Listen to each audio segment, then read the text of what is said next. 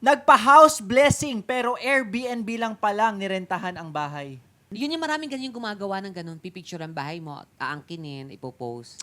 Ganon, totoo yun. Oh my Parang ako God. meron ng scammer ng resort, itong hayop ka. Nabibisa talaga ako. Hindi ko alam, nakalimutan ko itong, basta, ang dami nag-ano sa akin. Scammer. Ano Kin- nangyari? yung family ko, nag-outing kami.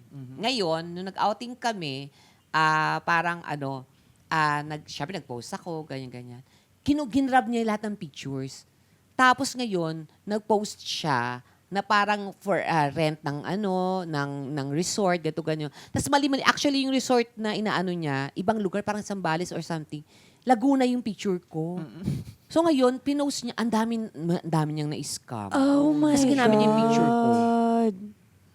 Na parang nakalimu- ine-endorse mo yung Oo, resort niya. Hindi ko in-endorse yung resort niya. Ginamit yung picture ko para i-endorse yung resort niya na parang si Miss Donita, ayan na, punta ng Pumunta resort dyan. namin.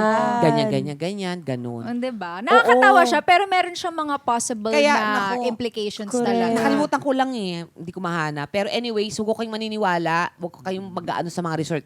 Yung resort na yan, nako, tigilan mo yan, animal ka.